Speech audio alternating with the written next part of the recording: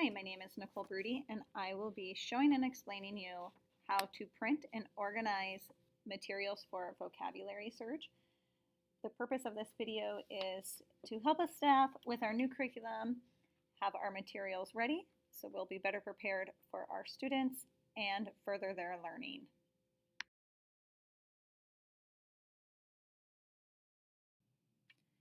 Today I wanted to show you how I ended up finding the materials I needed for vocabulary search. The first thing I did was to use the website that's found on the inside cover of our book. So if you go to 95percentgroup.com, that's where you're going to get all of the materials we need to print. In the upper right hand corner, you'll go to Login. Now this summer at our training, we all registered accounts. I can go ahead and hit Login. If you weren't at training, you need to create a new account.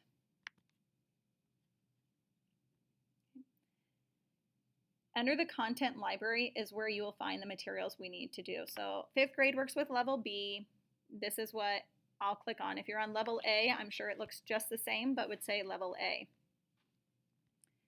As you go down, there'll be a couple of videos you can watch if you want to and kind of explain how they use the cards in their groups. The word cards are one of the things that we need. So I'll click on that. And as you go down, you can see you've got the affix word cards, Greek, Latin, prefix, and suffix. If you click on them, it'll have all the cards you need, and here they'll tell you which lesson they're on. I recommend not printing these, as otherwise you have to sort them later. What I found best is just to go to the ones right down here. L01 is for lesson 1, and you can go all the way down to lesson 17, and that's a complete book for vocab B, level B in the vocab search. Lesson 1 is what we start with. These are our 4 base words. These cards here have got the dots on it. That's the Latin roots. Those were not found at all in the prior cards that we looked at. And then you scroll down even farther and you see the 2 prefix words. You'll know what prefix is because the dots are on the left, and then the suffix cards because they're at the end. This is what you'll want to print off.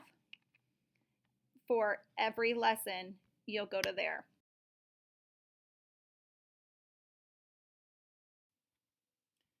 Okay, so if you're going to go get materials ready for your lesson, you'll want to click on the lesson you want. It'll bring up all your cards. What I found best for organizing for myself is to print that off front back on cardstock. That's going to be my master.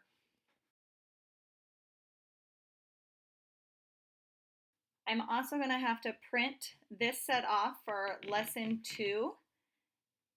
6 copies. That's going to be on white cardstock, and we're going to need to cut those out. All right, so I'd like to show you what the materials actually look like. What you'll see here are the masters that I talked about, which is the lessons printed front and back on cardstock. These are the masters, so when we look at a lesson, we know exactly which cards we need. We went ahead and then had them ran single-sided onto cardstock. These will cut out into individual pieces. From there, we put it into little individual baggies. I just used the snack size baggies. So these are all the cards cut out. I have 6 of these individual groups. These 6 bags I put into the quart baggie.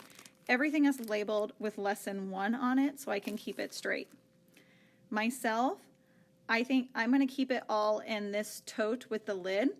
Right now I've got 4 lessons that are in there because those are the only cards we have made. But this container will easily hold all 17 cards plus a 2-pocket folder with the masters in it. If you don't like the idea of the tote, another option would be to go ahead and use the filing system, in which case you can go ahead and just slip them in and use a different one for each of your lessons.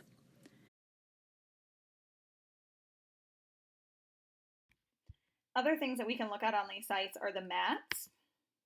These are used in conjunction with the cards. So you see you have your affix mat. The links did not copy very well because they were very light. Might be something, if you haven't already printed those, to make sure to trace over those before printing them.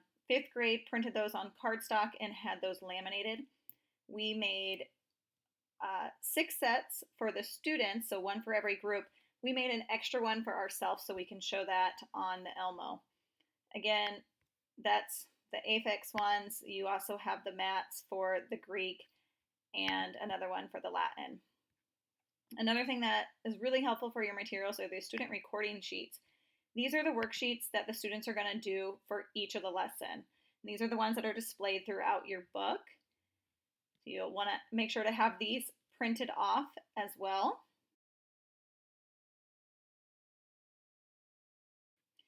The book tells us to have red pens for when we go over these with the answers.